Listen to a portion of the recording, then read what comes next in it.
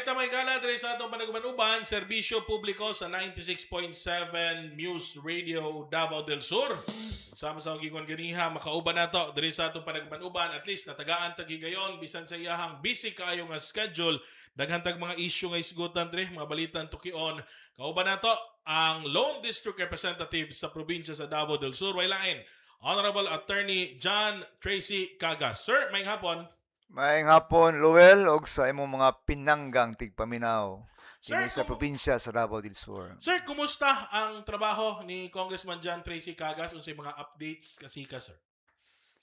As far as the updates are concerned, it's been a very tough months, no? Before facing a lot of challenges, particularly our democratic process, no? Ang atong legislature, Congress, and Senado, no? Been a lot of dramas and happenings. So sa Congress, we filed, I think, one of the most important bill, as far as I'm concerned, the anti-dynasty bill or law. Dugay na kayo nang gipangandoy sa atong katawhan, no? And for the first time, no, for almost, I think, since 1986, The Constitution. Constitution, nga nahimo nga dunay provision sa anti-dynasty bill, no? So wala gini matagay og one. Although there were, I think, bills previously filed before this Congress, 20 Congress man karon, apan wala gini mo abot sa one kaning even committee hearings. Wala gyud, no? Pero karon, nahimo na gini siya ano. It was sa 20 Congress, kamuang Kongreso karon, 20 Congress, committee hearing gini siya. There was consultation sa ubang probinsya, sa nasod sa Pilipinas. Then it was discussed in the plenary, no? I was one of the authors of that bill, no? Isa ko sa mga nipirma nga mahimong author sa maong bill. Pero nakita na ko nga kaimportante, no? Mao ni ang mga aspiration sa bagang duot nga katawhan sa Pilipinas. Ipasa na gyud ang anti-dynasty bill. So, unsa may unod ani? What is the substance of this bill? No?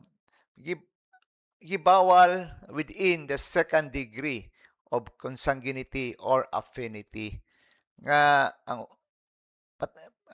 usa ka pamilya maglingkod sa usa ka panggamahanan or LGU or political unit, no? So example, munisipyo, probinsya, kongreso ug senado, no? So I will give you a specific example. What is mean by up to the second degree of consanguinity, no?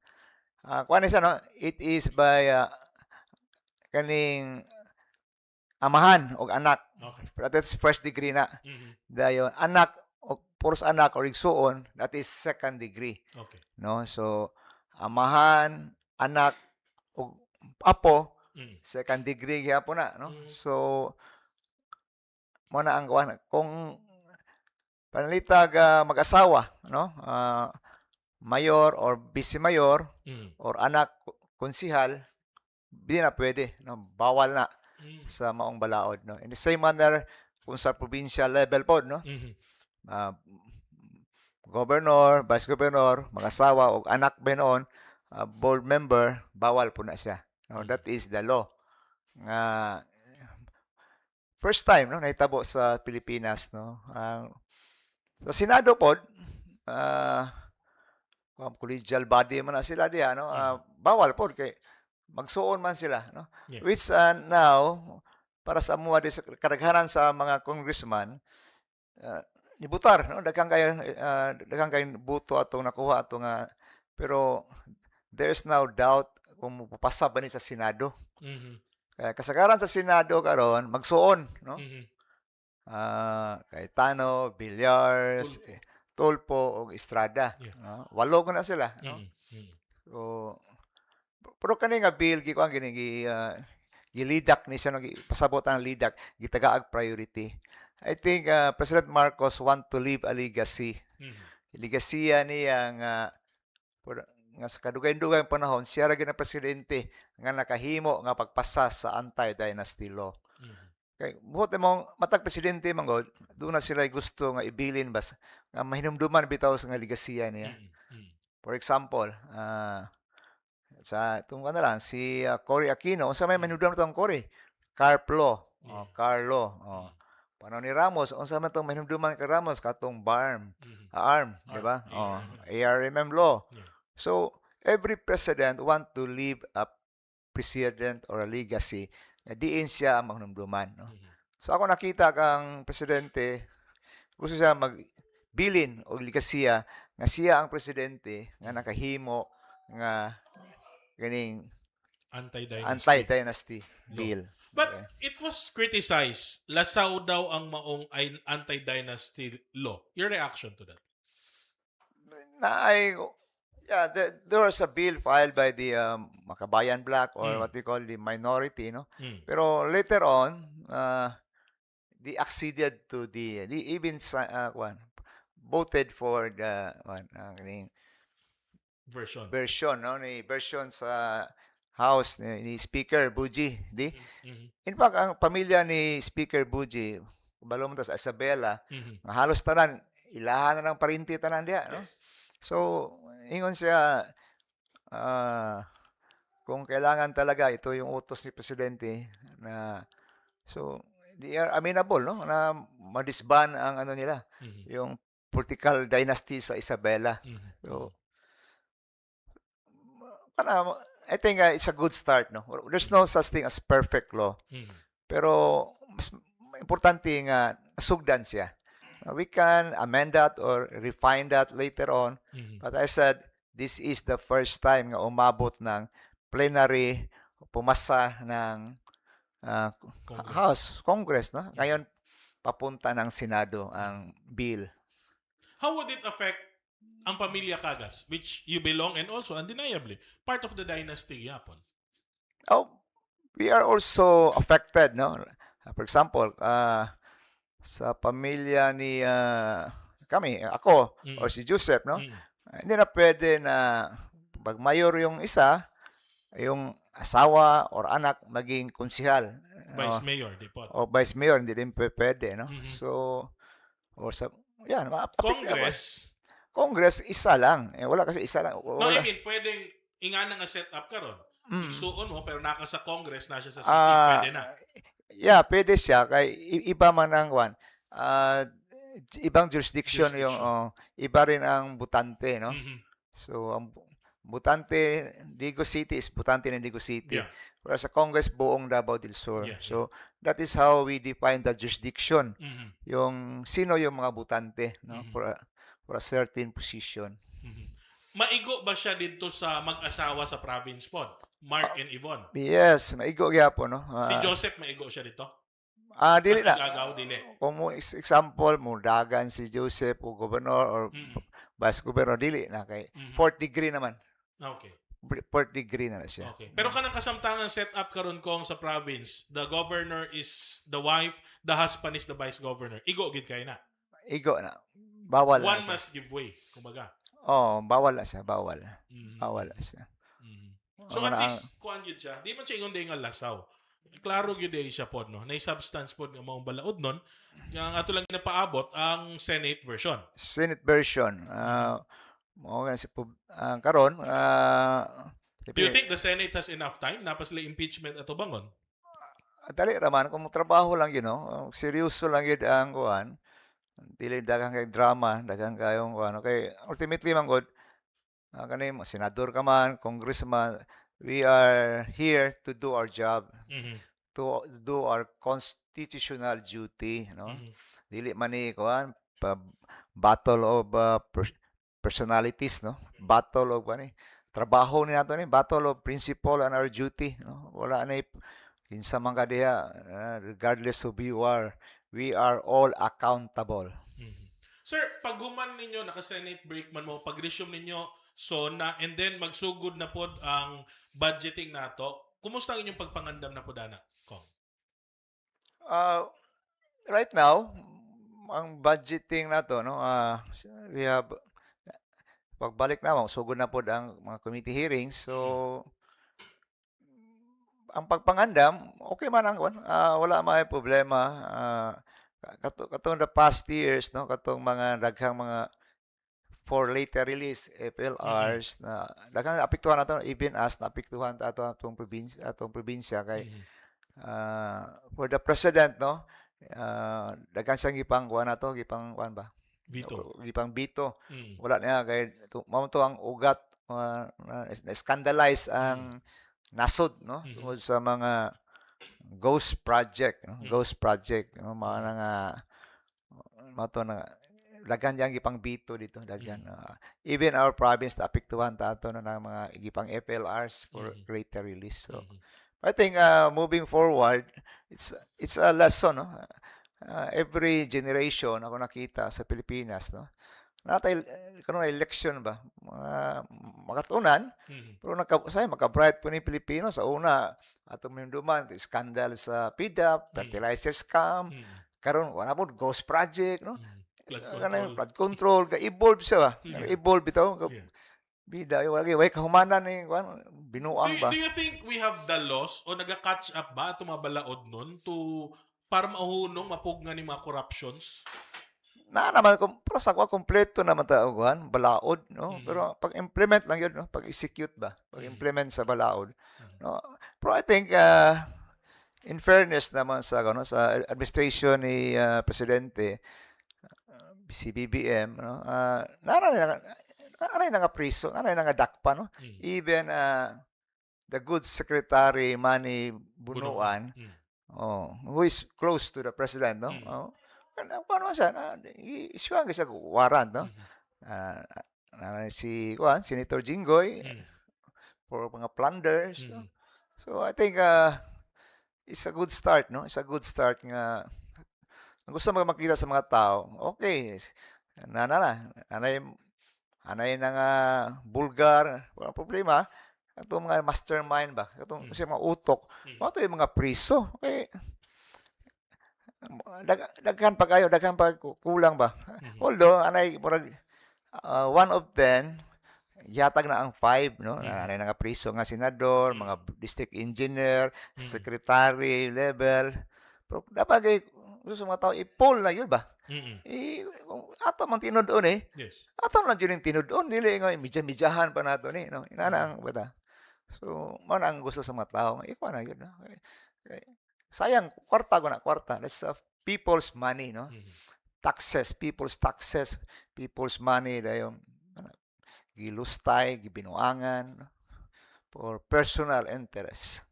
What do you expect sa mamahimong unod sa SONA sa presidente? Isip Congressman, unsay gusto unta nimo nga unta mahisgutan sa presidente pagabot sa SONA? Akong gusto mahisgutan is kung naingon siya, mahiya naman kayo, shame on you. No? Yatong buwan, as I said, nasugdan naman na. This also he will leave a legacy of getting rid of corruption. Walang kamag-anak, walang tuluyan tanan, no? Wala na ba? Wala na igsuon, agaw, parente. Kung wala, basta you're answerable to the law, manubag kas balaod, kayo man ang ibuhat. Manay akong gusto mo madungog ba? Kaya so na nga kami sa Congress, ang amo mo, we are also guided sa yung mga priority measures, no? So, gusto na mo nga, gusto ka tinarong na itong panggoberno, you have to lead the way. You have to lead the way. Kung nakipapriso yung mga parin, hindi papriso. Muna ang kuwang yun. Makaroon kayo mga tao, tinanay, gini. Diba? Yeah. Now, Kong, dito taganiha sa event nato nga giadtuan, nakigi-turn over nga eskwelahan nina sa may barangay Coronon, and isa na sa mga karon ginatutukan kini mga eskwelahan kay baguhay ra na kasi nati ta og kusog nga linog, and ang focus gyud ang mga eskwelahan Would you agree ko nga dapat ang pinakalig-on nga structure nato is the schools? Because this is the time nga layo ang ginikanan, isalig niya yung mga anak sa lain tao, gawa sa iyang panimalay. Now, kung questionable ang integridad sa eskwelahan, murag mabala ka siguro mga ginikanan. Yeah, I totally agree with that statement na ang eskwelahan dapat pulido, di kalidad ang pagbuhat, no? Nga mao gana no kay mao gana second home sa mga bata. Mhm. I agree with that, no?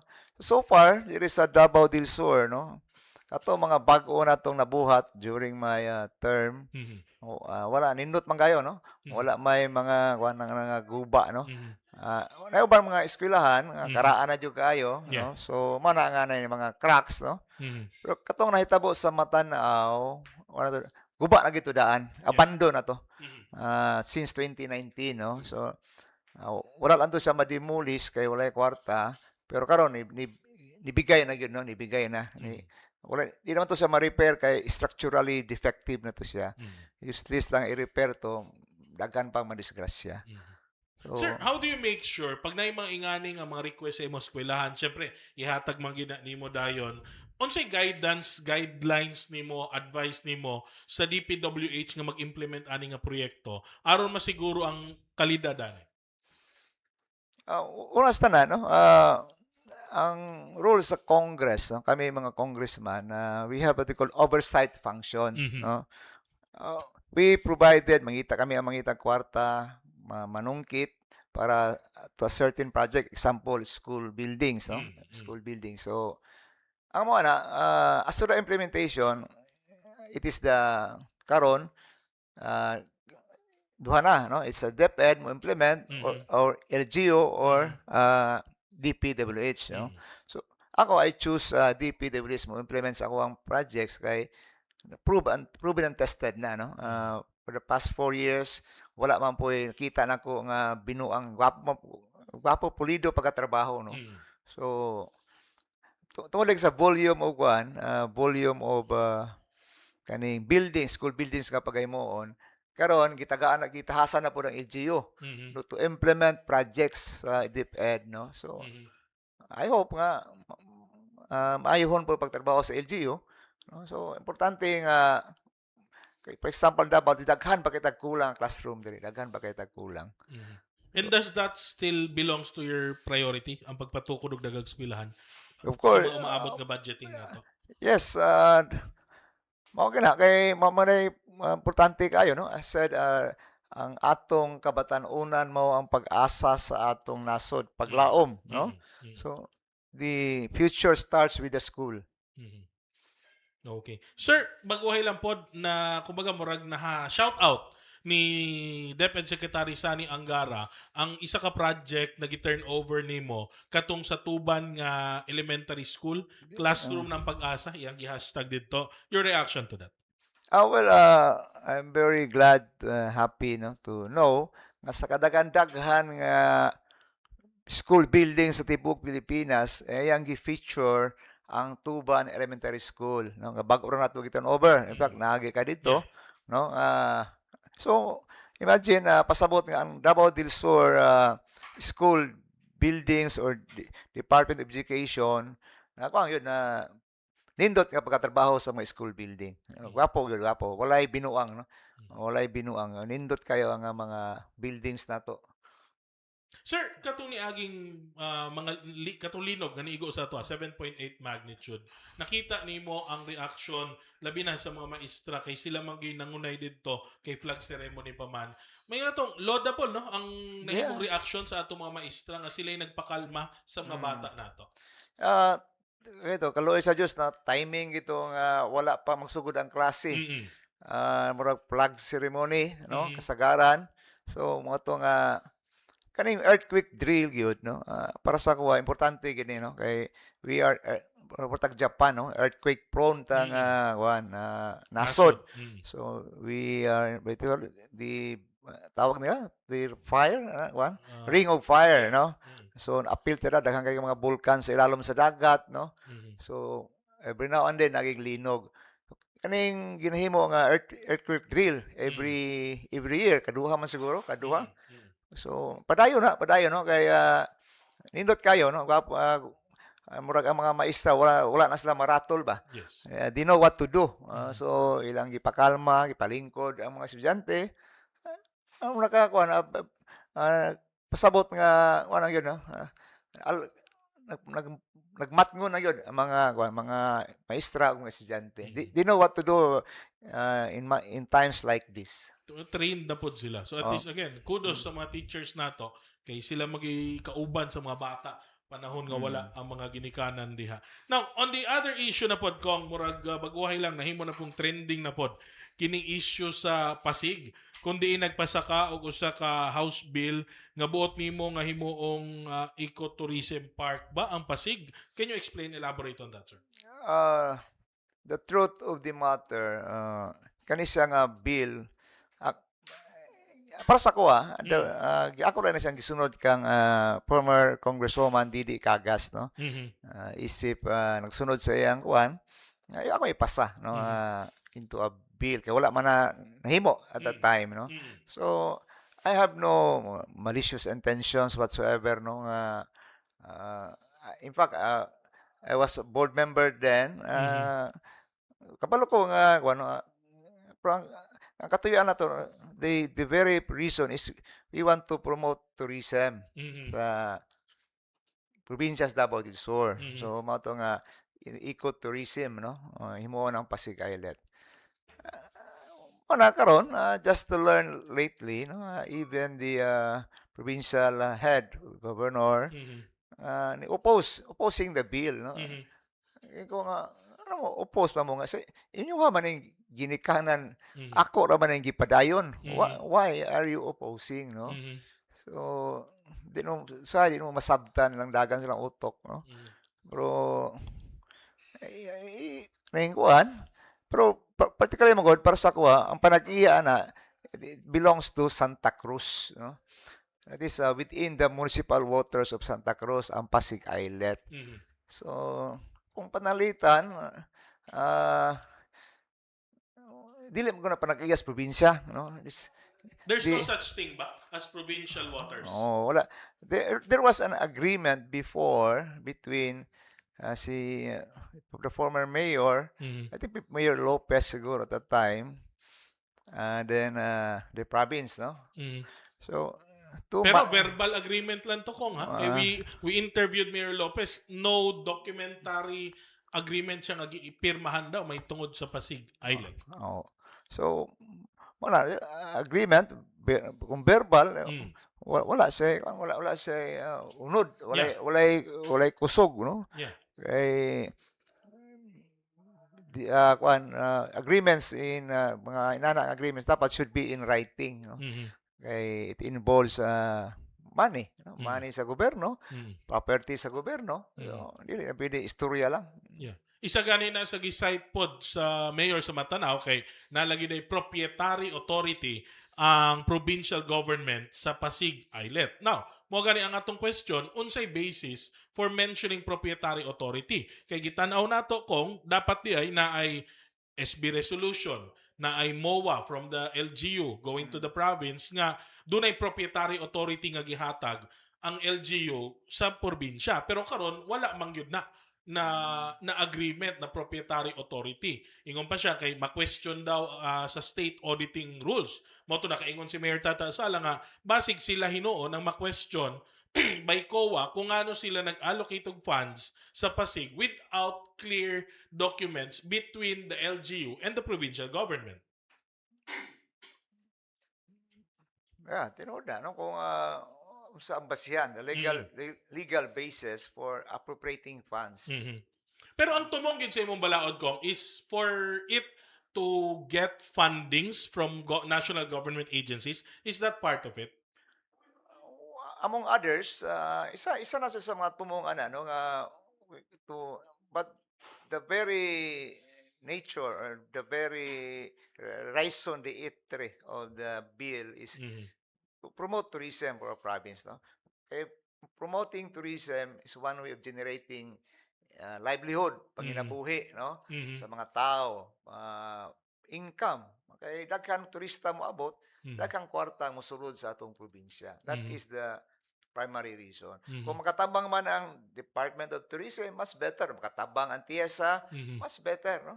Pero kita gid ang kuan atong tumong daghan daghang trabaho Mhm. para sa mga atong kaigsuonan dinhi sa Davao del Sur. Mhm. So for the improvement gid ni siya, no, og pagprotekta sa maong lugar. Now, unsay status ani karon nga balaod nun, Kong? Oh, it's now in the table of Senator Amy Marcos, no, being the chair of the Committee on Tourism. Mhm. Nanakang Senadora Amy ang balaod, no? Mhm. So nahuman na sa Congress gid ni. As far as we are concerned sa Congress humana, Okay. it's now in the hands of the Senate, Mhm. headed by Senator Amy Marcos. Sa tourism. Tourism. Napapagyapon yung mga bycam gyapon panahon. Na, nalay ko ang yung mga panahon nga correction sa mga bill, no? Mhm. Normal na yung mga correction usahay. Mhm. So, kung yan yung local bill mo gani, Mhm. is a bill of local application, wala kayo ni say, wala ka na yung mga bycam ni. Wala na. Correction lang. Mhm. Mhm. Correction lang. Mhm. And last time na ay resolution ng SB sa Sangguniang Bayan sa Santa Cruz supporting this bill of yours and katupod sa Senate bill ni Senator Amy Marcos. Kaya nakita po sa LGU Santa Cruz led by Mayor Tata Sala ang importansya sa maong balaod nun. Okay. Lastly kong wantay kong oras napakilain mga activities, mga ikong mensahe nimo sa atong mga kaigsuonan sa Santa Cruz ug sa tibok Davao del Sur. Sa ako mga pinanggang Santa Cruzan, One Santa Cruz, padayon ta sa pagsuporta sa atong Mayor Tata Sala, no? Uh, you seldom find a leader, a person like him, no? Sa atong politikanhong one din sa Davao del Sur, no? Political personalities in Davao del Sur, no? Na in fact nakita nato, no, dili lang sa istorya kundi sa lihok ug sa mga nahimo ni Mayor Tata, no. Daghan kayo, no, daghan kayo mga first, no. First in sa Mindanao sa pagpangulikta one income, no? Sa real property tax, no. Ang Santa Cruz daghan kayo I think kung imong hunaon dapat ang kita mga Santa Cruzan ato gana dili ta padala ng mga kuno mga issue kundi atong tanawon ang nakita, no, kaning government center daan Mhm. kaning kuan Santa Cruz Government Center, not a single peso nga giutang diri, no, Mhm. diskarte ni Mayor Tata, no? Mhm. Dili basta-basta mahimo billions ng worth ani nga kuan mga proyekto diri. Mhm. So keep on supporting Mayor Tata, no, for the Santa Cruzians, Santa Cruz. I know that he will lead you into stillness and in good waters, no. Yang iya mong no, igiyahan ngadto sa maayong unahan, maayong kaugmaon para sa Santa Cruz. Sana yang mga damgo kanay yung kita mang ginikanan damgo kita makahuman atong mga anak. Mhm. College, the College of Santa Cruz, Mhm. first time, no? Sa panahon ni Mayor Tata. Nahimugso na yun, no? He even spent his own money. Iyang kaguliyang kwarta, iyang gasto para matukod na yun, no? Gastuhan na tanan. Mhm.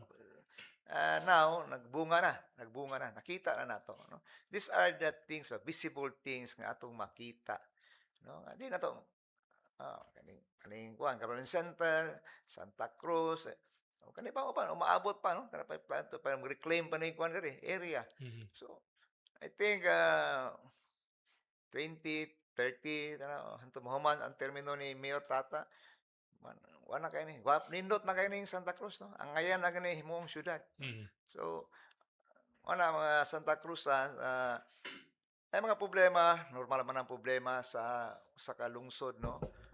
Magtinabangay ta. Ako as your congressman, I'm very willing mutabang ri Santa Cruz, no. Labi na sa kaning mga ako nakita we are starting to feel the need of water, patubig, no. Mhm. So ako daghang kay ko mga proyekto next year, puros patubig. Mhm.